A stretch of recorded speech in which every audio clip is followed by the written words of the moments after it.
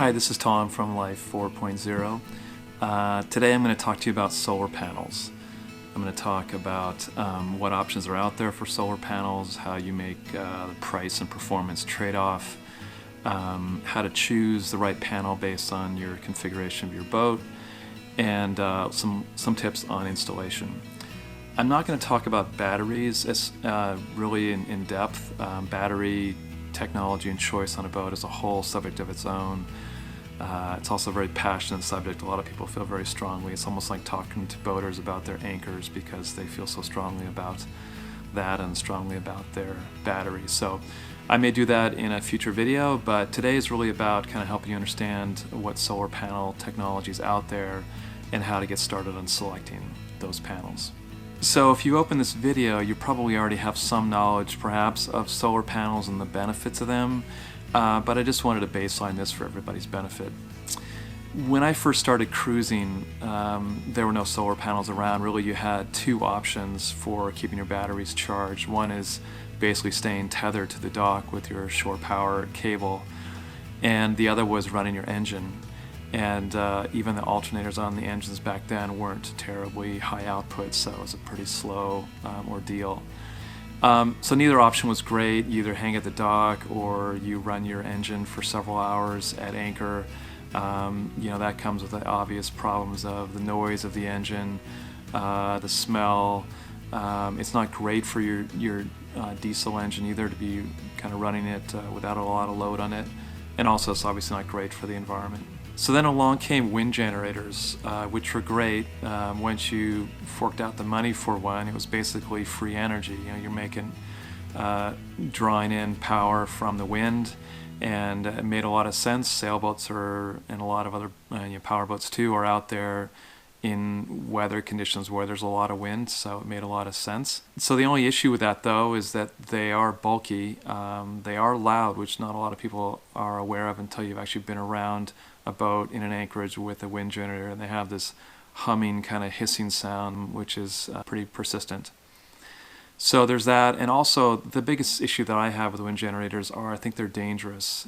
You've got often a 3 or 4 foot diameter blade spinning there very fast, and unless you mount it extremely high, which is hard to do, there's a chance you might snag it on an arm or a piece of boat gear.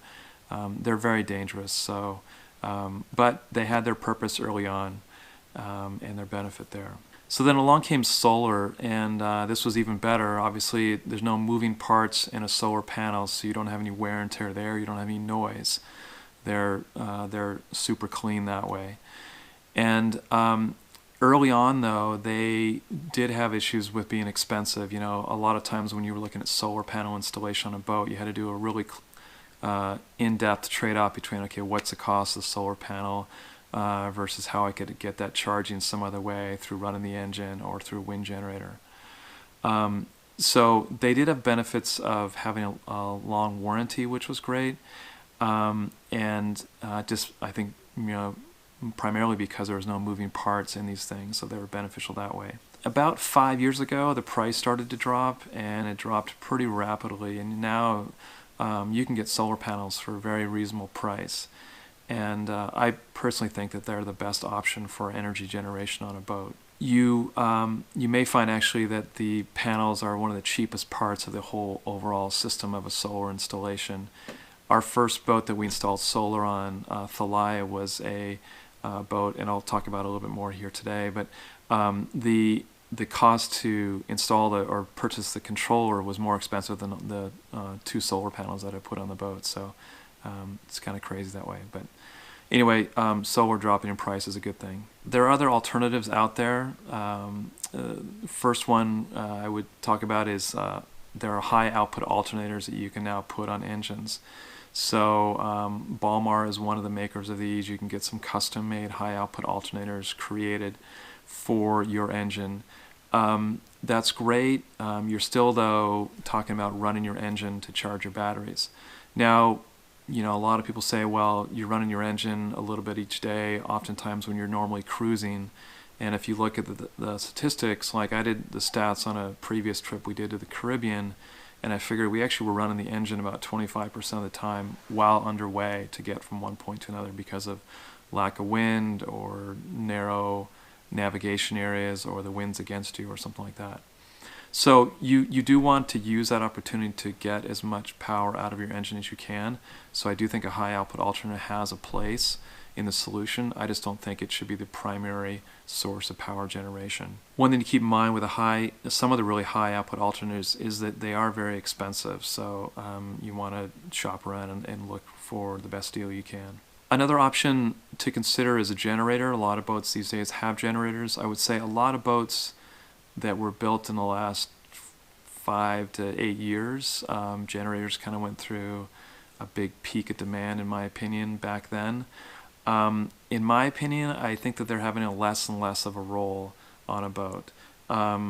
There's some of the same issues with your propulsion engine. You've got noise, you've got diesel consumption, pollution, and also you've got one additional thing to maintain that may break down. They are very efficient for creating energy. The engine size is matched with the alternator output, and sometimes you can attach other things to them like water makers and all that. But I'm not a big fan for generators. The other thing is that they take more space. You got to find a room and have a big enough boat to hold a generator. But it is an option. Another option out there that's come about recently is hydro generators. It looks basically like the lower part of an outboard engine that you drop into the water off your stern, and the propeller is spinning, generating electricity through an alternator in that unit. Again, they are expensive. I do know people that love them, that get a lot of use out of them. So some of the challenges with them, though, are you have to be moving through the water, obviously, and you have to have a certain minimum amount of speed to really get enough output from these. If you're doing a lot of long distance, I say ocean navigation, I think that they might have a role there. I'm not a big fan of them because, again, it's something more mechanical moving. You have a chance of snagging something in the unit, and again, it only works while you're underway. So back to solar. Again, the nutshell here is that they're reasonable, they're quiet, they're clean, and I do feel like it can be your primary power source on a boat. There are some naysayers out there. You're going to hear people say that, well, yeah, what about a cloudy day? Cloudy or rainy day, you're still going to have to deal with that. Well, you may be surprised, and I was really surprised in our first installation about you still get some amount of amperage output from your solar panels even on a cloudy day. It's not a lot, but it's, we had a 500 watt array on our past boat, and on a cloudy day I might be getting 8 to 10 amps, which is actually pretty good. That was enough to definitely keep up with refrigeration and a couple other things. So I would say that it's still a good choice for you. Finally, I know a lot of what I'm talking about is geared towards sailboaters, but powerboaters can also benefit from solar panels. They typically have a lot of real estate, a lot of flat area that you can mount these solar panels on. And if you don't want to be running your generator or you want to be anchored somewhere for a while, we've seen a lot of powerboaters use solar panels, the ones that are out there for more expedition cruising and kind of off the dock kind of cruising where they're anchored or underway for a while. So I do think solar panels have a great practical benefit for powerboaters as well. So just one thing to keep in mind with solar is you still need to be mindful of your energy consumption. Put it this way, you have to recognize still that you're living on a boat, not in a house. So you can't be going crazy with energy consuming devices. Sort of my philosophy about how to approach this is that you add energy consumption demands on your boat as you have capacity to generate that.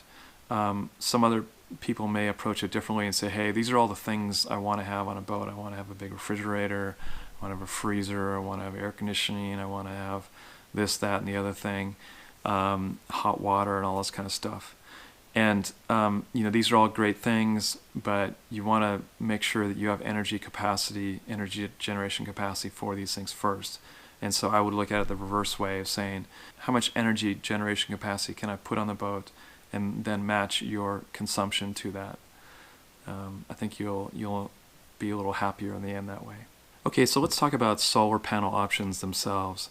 In terms of the construction of the panel itself, You got sort of two types of panels.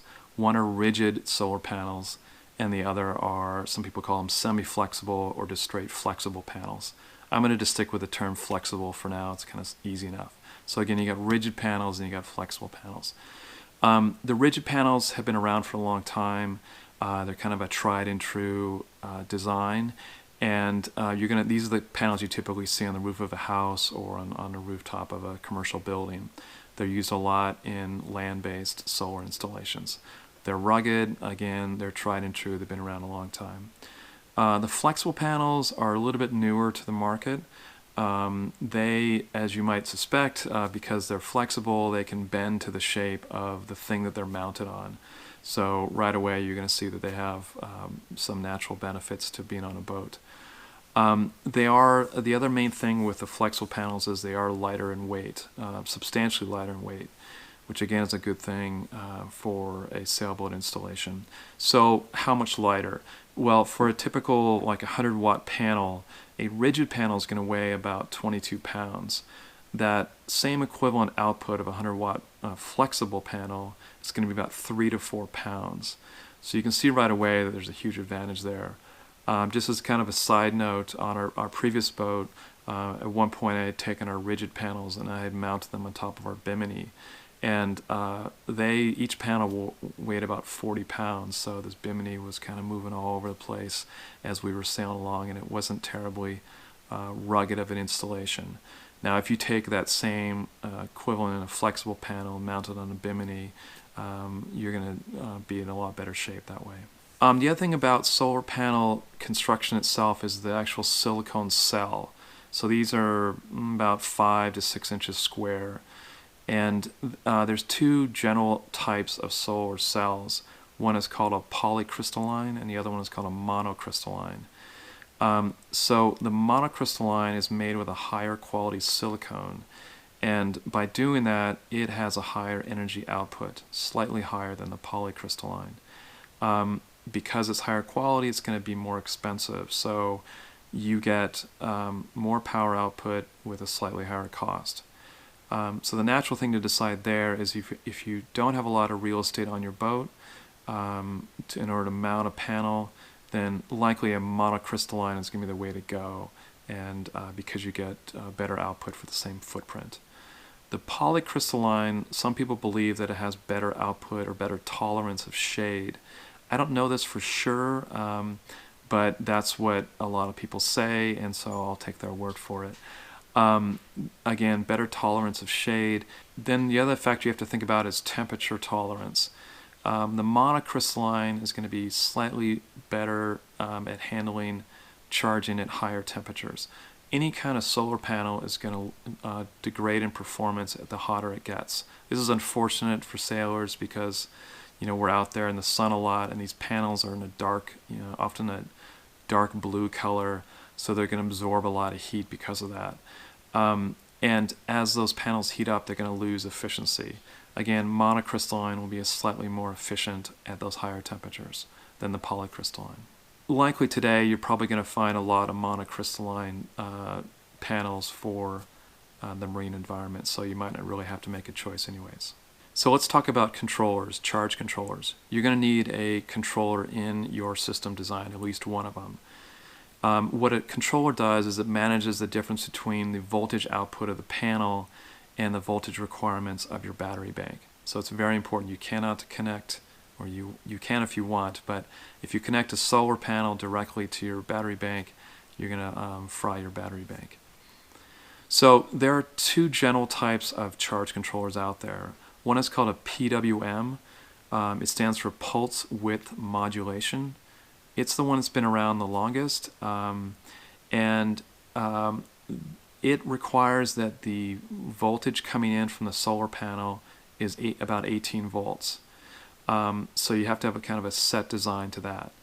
The other option is what's called an MPPT, Maximum Power Point Tracking, is what that term refers to.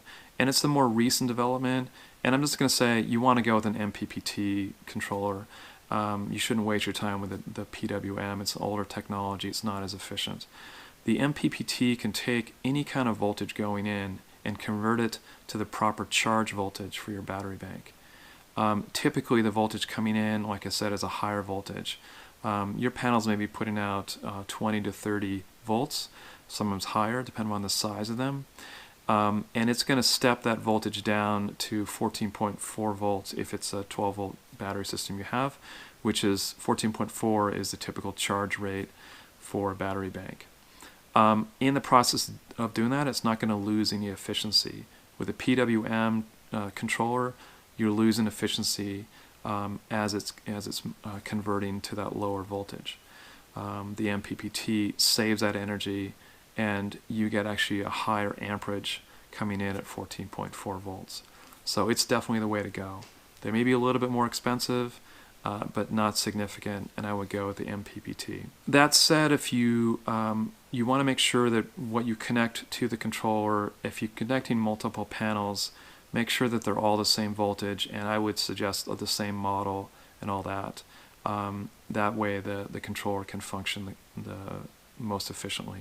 If there's any chance of shadows or basically any kind of shade in your solar array, you definitely want to look at having multiple controllers. Each controller can manage the output of that panel that it's connected to. So if one panel is being shaded and another is not, and they're both are connected to the same controller, the controller is going to lose a lot of efficiency in how it can output to that. If you've got two controllers in that scenario, the one controller will maybe shut down completely depending on how shaded it is, and the other panel with the other controller, you're getting full output from that panel. So again, I would suggest that you actually get a controller for each panel that you install, again, unless there's really no chance of getting any shade in your environment. Another thing to think about too is that a lot of these more recent controllers are having more high-tech options to them. You can get some that have Bluetooth connectivity and other networking options, so that you can really kind of geek out with all the statistics of how much output you're getting over days and days of time. So you can check that out in your phone apps and all that kind of stuff. So look for that if you're interested in that. Okay, so next let's talk about mounting of your solar panels. In a nutshell, you're going to want to get them as high as possible, and so they're in an unobstructed area away from shade. In my mind, there's really two options there, either a dedicated arch to hold your solar panels or mounting them on a bimini. The other options that are out there, obviously you can mount them to railing along the side of your boat. You do see this occasionally on other boats. I'm not a big fan of that. I think that they can get bumped easily, either by you or by another boat if you're at a dock or at an anchorage. And they can get caught up on lines and that kind of thing. But if you don't have any other room, then attaching it to a stern railing or a stanchion, then go for it. Another option is deck mounting them, so they're mounted right solid on a deck. And if you don't have a bimini or an arch, that's one option. I don't think you're going to get as much output from those panels. You do see this a lot on race boats. They don't have a lot of superstructure to their boats anyway, so it's one way to get some amount of power, but I don't think you're going to get a lot of power unless you just put a whole lot of panels all over your deck area. So that's a consideration there. So let's get back to the arch or the bimini option. So an arch, you're going to have some upfront expense there to mount the arch, and you're going to have to make sure it fits okay above your cockpit area. So you have an upfront expense there, but then you get to use rigid solar panels, which are going to be cheaper. So there's a bit of a balance there. We had a solar arch mounted on our previous boat, Thalia, and it worked really well. We were really happy with it. You get some additional benefits from an arch. You can mount other things to it. You can mount antennas and so forth. And also, we got a lot of benefit from additional shade in the cockpit. It hung over just slightly over the stern swim platform area, and that was actually quite nice, getting some relief from sun and some relief from rain that way. So again, that's the arch option. So the other one would be a bimini and mounting your panels to bimini. So if you already have a bimini, then there's really no additional cost to using that option, except for the actual panels themselves, which you'd have to go with flexible panels more than likely. You do see some boats that try to mount rigid panels on top of bimini. There's so much more built into the bimini to make it strong enough to hold those panels that, in my opinion, you should just go ahead and fork over the money for an arch. It'd just be a lot easier. You're kind of like not really using the bimini the way a bimini should be used. But anyways, I digress. You have the chance to put flexible panels on your bimini, and so you've got the free place to put them, but then you got the higher expense of the panels. So again, you may be out a similar amount of money either way. On our new boat, we're going forward with flexible panels because I didn't want to take the time or the expense and change the kind of look of the boat with an arch on there as well. One of the trade-offs with a bimini mounting is you're going to possibly get some shade from your sails or your boom or both. So plan around that. Some people try to position their panels on the bimini so that they're out of way of the shade of the boom, at least when the boom is in the center line. With the use of flexible panels in the bimini, you want to be very careful about where those panels overlap on the bimini structure. You don't want to have the panels running over top of a bow or a frame underneath. That's going to create a pressure point on the panel, and it's going to quickly degrade the panel. You want to put it where there's cloth and no framing underneath, so you don't have a hard spot there. So again, you'll need to plan the location and mounting your panels accordingly. There are several ways that you can attach these panels. They are lightweight, which is nice, but you still need some way to kind of hold them tight on top of the bimini. Many of them come with grommets on the corners. I don't really think that's a really good long-term option. There's another option that's called a 10X fastener. It's kind of like a little pin and a male-female part that like snaps in to a hole, like a grommet hole in the panel. The only problem I have with that is that this is not, unless you have a whole bunch of these, I don't think it really holds the panel very strongly. I would suggest you look at a zipper arrangement where one side of the zipper is sewn into the edge of the panel, and then you take the other half of the zipper and sew it into your bimini fabric. That provides a nice, strong contact point all the way along the edge of the panel. Some people go an additional step beyond that, and they put a layer of Velcroed fabric over top of that zipper. That gives you sort of more contact points and strength to the connection, and it also gives some protection to your zipper so you don't get a lot of degradation from UV effects. I mentioned biminis, but you can obviously put solar panels on a Dodger. It's a little less attractive in my mind than a bimini. Bimini is typically a little bit higher and further out of the way than the sails, so you're going to get some shading if you use the bimini, but it is an option for you.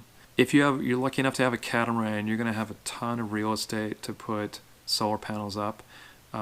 You might have plenty of places to put some rigid panels, but I might suggest that you still look at the flexible panels, particularly the ones that are used for mounting right on top of a deck, where you can fasten them right on or attach them with an adhesive.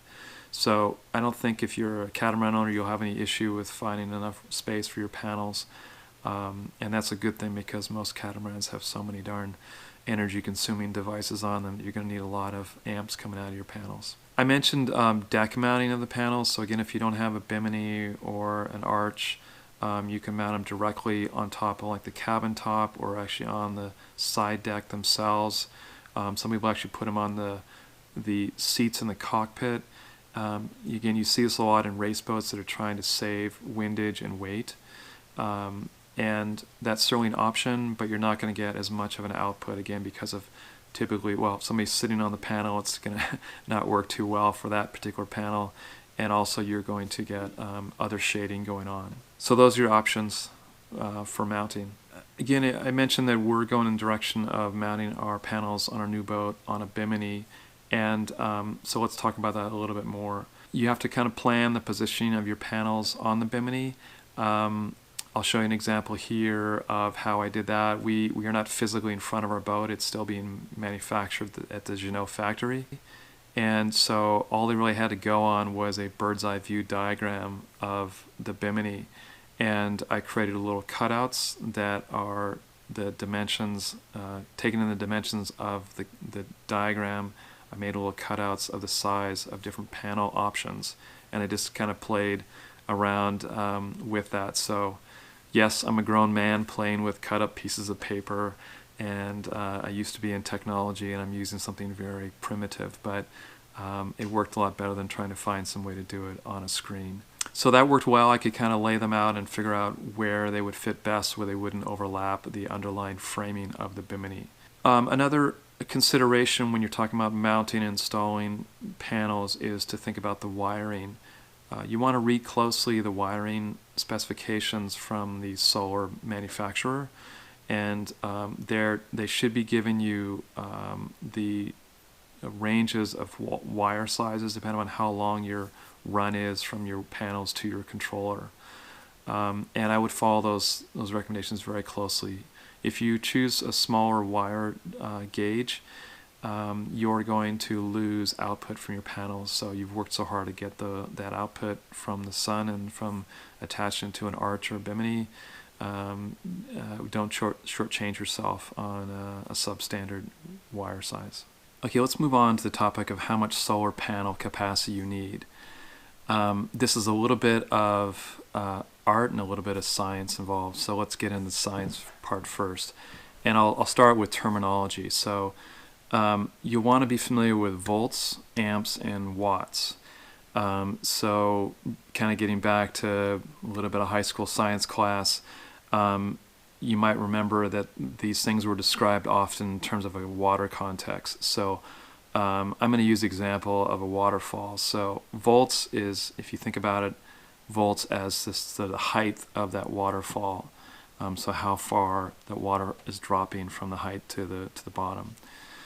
Amps you can think of as the volume of water going over that waterfall. So if you've got a big river coming out, then that would be quantified as high amperage.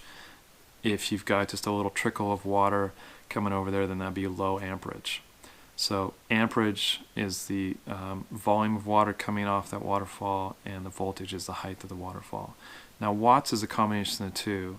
Watts is really it's the multiplication of volts times amps. So if you combine those two together, watts gives you the equivalent of the power represented by that. So if you have a high waterfall and just a little bit of water coming out, that's the equivalent of a short waterfall with a large volume of water coming through. Again, playing off volts and amps in that scenario. So whenever you're looking at the electricity on your boat, think of the volts times the amps equals the wattage, and the wattage is a representation of the power of that device. Other term to become familiar with is amp hours. So amp hours is simply taking the amps of a device multiplied by how many hours it's used. So if I've got a device that, say a water pump that requires 5 amps of current of electricity, and I run it for 2 hours, and I am creating 10 amp hours of demand there. So those are the things. Volts times amps equals watts, and amp hours is the amps times the time of usage. So now that we got that squared away, you want to convert your panel output to amps in order to try to figure out how many panels you need. All panels are going to be advertised typically in wattage at least. So you'll see the wattage rating of the panel. Now this is an ideal measurement, so it's taking into account bright sun and sun coming directly perpendicular to the panel, and a moderate temperature of that panel. So really it's kind of your best case scenario for the panel output, but let's take it for what it is. Let's assume that we're talking about a 100-watt panel, and it's going to be putting out about 22 volts typically, a 100-watt panel. So if you divide that wattage, 100 watts times the voltage, you get to about 5 amps of output.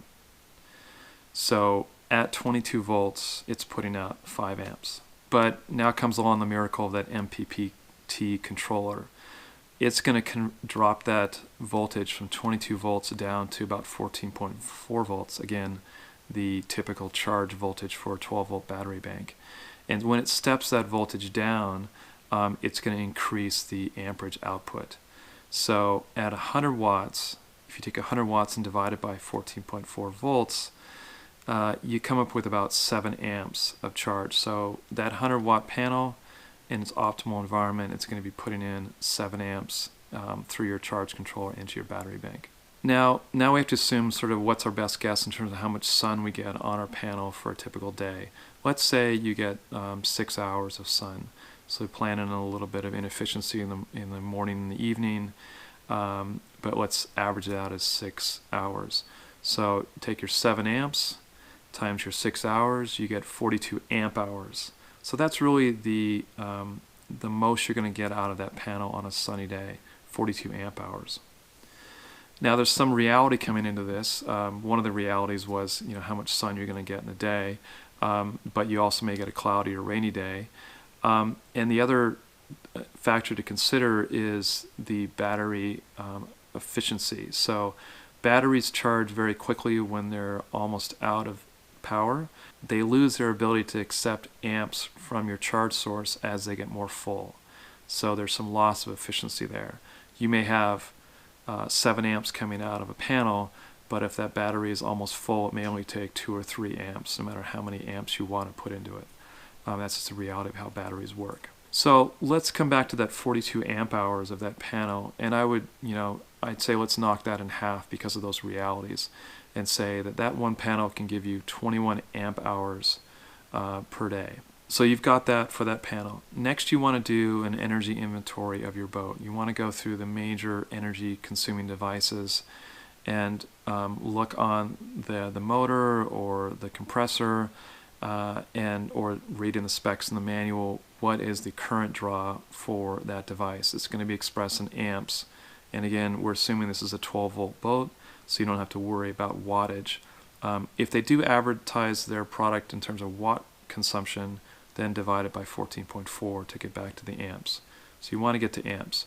So you want to add up and determine those amps, and then estimate how much that device is used in a day.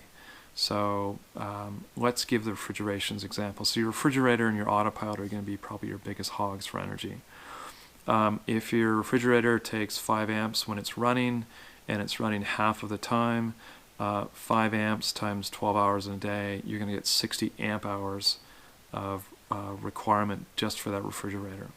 So you want to add all those up and determine what the total amp hours are for your boat on a typical day. You want to look at it when you're anchored, and a typical day while you're underway, and see which one is the most. For our previous boat, I was usually working on about 100 amp hours of demand per day. So we've got 100 amp hours of demand, and that 100 watt panel is giving us 20, we'll call it 20 amp hours of output. So using that formula, I would need about 5 of those panels, or about a 500 watt array. And that is what we had on our previous boat. So those are some rough things. Again, there's some art and some science to it. You want to err on the higher side, not only because of inefficiencies and degradation of the panels, but you're going to probably be adding electrical devices in the future. So you want to sort of err on the side of having more solar capacity. Okay, now we've gone through talking about the different panels and installation and wiring and all that good stuff. I'll talk to you a little about what products we reviewed for our boat and what we went forward with. With our previous boat, Thalia, again, I mentioned we had a solar arch there, and we got 2 rigid panels. They were made by Kyocera, and you might have heard of Kyocera. They're a pretty prominent name, and they made some very good solar panels. So we had 2 250 watt Kyocera rigid panels, so a total of 500 watts. And they worked great mounted on top of that solar arch. Our new boat, we're not going to build an arch. We're going to use the bimini and mount flexible panels on that. So when I was reviewing what kind of panels to mount on our bimini, I did a lot of research in terms of flexible panels. There are 2 prominent manufacturers of flexible panels out there. First company is Solera. They are a German company, and the panels are built in Germany. You'll see them advertised a lot, and they're at boat shows and all that. And the other company is Solbion. Solbion is an Italian company, and their panels are made in Italy as well. They tend to have panels that are a little bit more flexible, I would say, than Solera. Solera panels, when I did the research, it seemed like most people were using them to do deck mounting of those panels. And in fact, the panel that we're going to get from the Jeanneau factory on our boat is a Solera panel. It's going to be mounted in front of the Dodger, which is not really the ideal place. I would say it's going to get a lot of shade there. It's an 80-watt panel. I'm not really counting on it for a lot of output, but it was part of a package that we bought. So again, Solera and Solbion. I did a lot of research on Solbion. First off, they're both, like flexible panels are, they're both expensive. And I was going to go with a Solbion product there, but I did some more research and talked to more people. And there were a lot of mixed reviews out there. Some people that loved them, had them for a while, loved the panels. Other people were a little disappointed in the quality. And I had one person that gave me some pictures of some Solbion panels that had some bubbling going on, and he was saying he was never going to go with that product again. He was an installer, so that may be a little gun shy of going with them. Other people had said that they had some issues with yellowing of the Solbion panels themselves. No real comments around dropping of output, but just the discoloration and possibly down the road losing some output. And there's a guy named Bruce Schwab from Ocean Planet Energy who sells Solbion. I respect him a lot. He's done around the world sailing and all that. He's a good guy. So he's standing behind these products, so that made me kind of think, well, there must be something there. But in the end, I didn't go with either of those options. We ended up going with another Italian company. The product is called Fly Solar Tech. I had heard some people have used this, and I really liked their product. You can buy them through their online web store, and that's what we're going forward with. So why the Fly Solar Tech? I was a little concerned because there wasn't a lot of reviews around the panels, but we're taking a little bit of a risk, and we're hoping it works out. I like these panels because they, one of the things is that they have a 7-layer design to them, and they're using something called ETFE. And I have to look here exactly what ETFE is. Ethylene tetrafluoroethylene. So it's a type of plastic, but it's a plastic that stands up well to sunlight and basically a lot of sun and a lot of marine environments. A lot of other manufacturers of flexible panels use something called PET, which is polyethylene tetraflathate. I think that's how you say that. It's what you see commonly used as plastic for water bottles and that kind of thing. And I believe that's where this yellowing is coming into play, is manufacturers, they're using PET as their plastic on top of the stack of layers, on top of the silicone cell itself. So we're hoping that this 7-layer technology, I kind of think of it as a 7-layer dip, but hopefully it's better than that. Their bottom panel on the Fly Solar Tech is either aluminum or fiberglass, so it does tend to be a little bit more rigid. And this is a newer version. They call it their S2 series. It's a little bit more rigid than their previous product, and so we're hoping that it'll be a little bit more rugged that way. Solbion makes also a rugged, they make several series of panels, and their most rugged is called the SR series. And I'm just assuming from you're seeing these companies making these more rugged panels that they are seeing issues with some of their more flexible panels that can handle the constant motion and flexing that's going on top of a bimini. So that's what I'm kind of reading the tea leaves there. We're going to go with these Fly Solar Tech panels, 4 of them that are 135-watt panels. Those are the ones that best fit when I did that cutout paper design, laying it on top of the bimini. And so that'll give us 540 watts on the bimini, plus we'll have an 80-watt Solera panel in front of the Dodger, so that's 620 total watts in total possible output, but I won't expect that total really ever. Regardless, 620 watts, if you divide that by 14.4 volts of charge, you're getting about 43 amps of total output. So super spectacular maximum output there, I would say. We won't need that as much, and I don't think our battery bank will be able to accept that much charge at one time, possibly if it's heavily discharged, but it's nice to kind of have that in reserve. One thing I'll just say when we were reviewing panels is there are a lot of cheap panels out there, particularly on eBay. You can get some 100-watt panels for like $80 or $100. So almost $1 per watt, which is a typical price for a rigid panel. So they're attractive, but they don't last very long. I heard a lot of stories about wiring issues, water getting into the wiring block, cracking of the cells. And some people are saying, well, at that low price, they're almost disposable. When they wear out, I'll just buy a new one and put it in there. That's great, I guess, if you're doing coastal sailing or if you just want to charge your boat on a mooring or something like that. But if you're out for longer distances or further away from supplies, you don't want to be replacing panels or not sure when your panel is going to fail on you. Again, I'm assuming and approaching this from the perspective of this is your primary charging source. So I would recommend steering away from those super cheap panels. I think it's the sort of case of you get what you pay for. So that's the solar panels we went to, the Fly Solar Tech. And on the controller side, what we ended up going with was a company called Blue Energy. They're out of Scandinavia.